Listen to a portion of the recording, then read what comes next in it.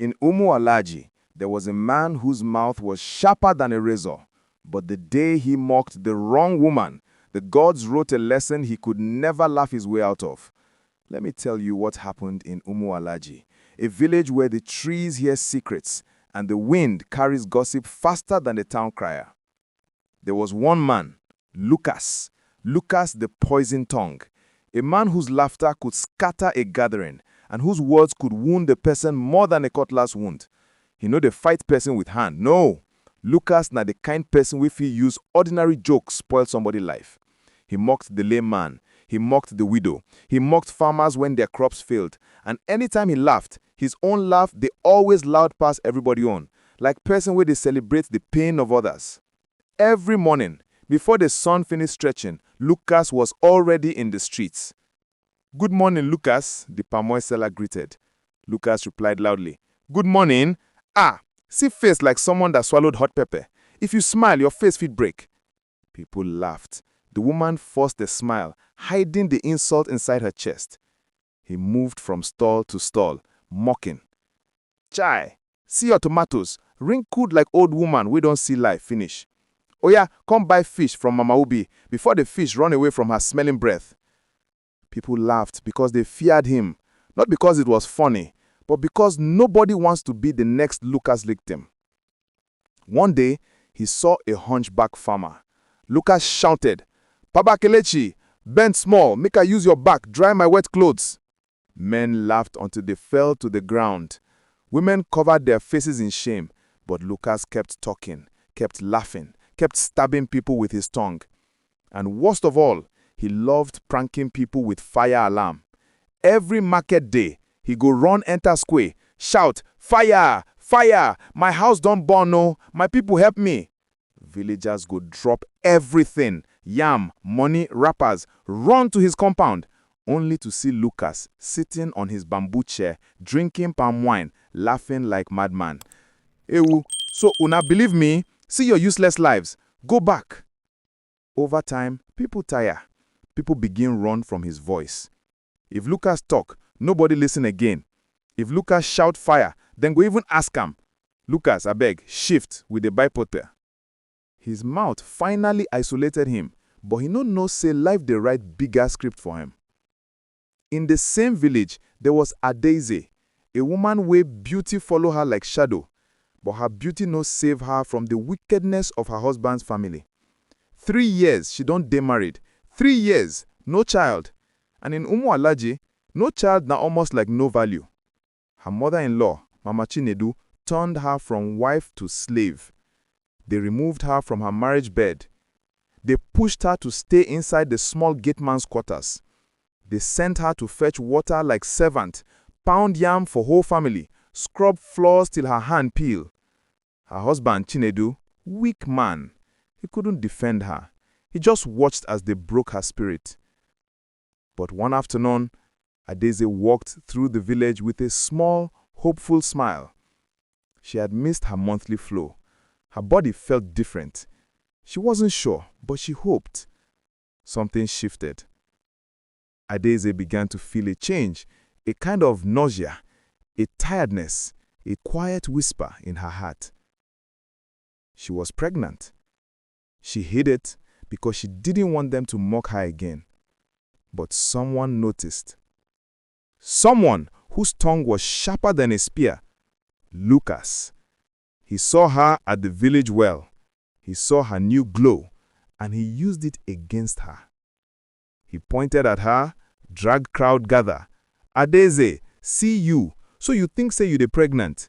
Na food e chop, flat stomach like stone, and you dey walk like queen mother. Liar, barren woman." People laughed small, the nervous kind. Adaeze kept quiet. She walked away. But her heart broke into pieces. That day, she cried till her tears finished. That night, Adaeze went home, entered that small broken gateman's quarters. They pushed her into, knelt down and cried like a wounded animal.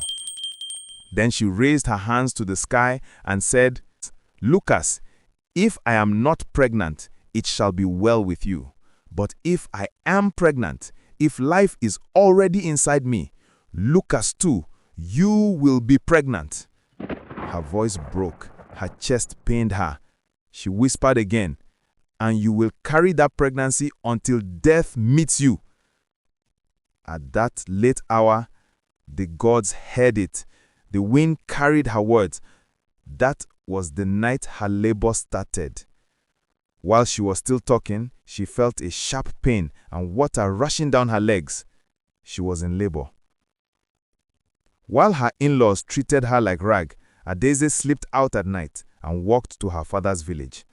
There, surrounded by love, she gave birth. Not one child, not two, three. 3 strong triplet boys. The news reached Umu-Alaji. The whole village burst with shock. Triplets, all boys. So she was truly pregnant. She carried blessing this whole time. Her in-laws were disgraced. Their second wife became useless overnight. Adaeze, whom they treated like slave, was now mother of 3. As the village celebrated Adaeze, something strange began to happen to Lucas.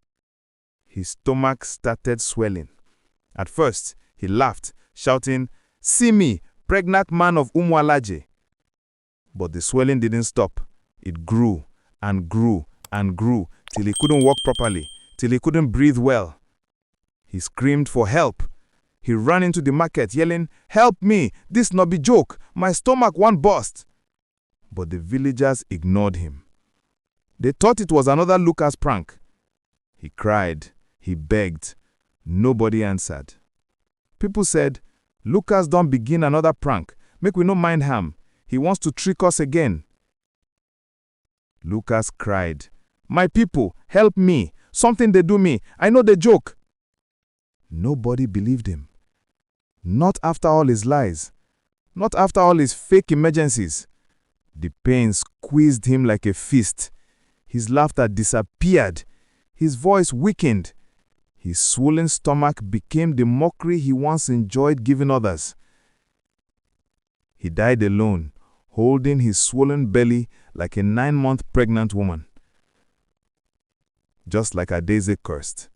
After the children were born, her husband, Chinedu, and her mother-in-law came with tears. They knelt. They cried. Mama Chinedu held her wrapper and begged, "Adaeze, Biko, please come back. Forgive us. The house is yours. These children are kings. We are sorry." But Adaeze looked at them with a calm pain and said, "You never loved me. You only loved what my womb could give you. You pushed me out like dirt, used me like maid, rejected me like I was nothing. Now that I have children, you suddenly see my value? No, my worth is not tied to these children. I will stay here, where I am loved, where I was accepted even when I had nothing." They cried more. They came back the next day with elders. Elders begged. They pleaded. Adaeze stood her ground. "I will not return to a house where love depends on childbirth." Her refusal became her liberation. The elders carried Lucas' body through the entire village. The town crier announced, "Let every child, every woman, every man see this. A tongue without mercy will destroy its owner." The elders later made statue of Lucas, his swollen belly, his pained face, standing in the village square. Beneath it they carved, "Mockery destroys the mocker. Patience protects the innocent." Adaeze raised her boys knowing the story of the man who cried wolf and the woman who found her crown in silence. The elders told children, "Do not be like Lucas, whose laughter became his death." And they told women, "Be patient and strong like Adaeze, for destiny cannot be rushed." And that is how the village learned 2 lessons. Do not mock people's pain. Do not abandon people you claim to love. For life sees all, and life repays all.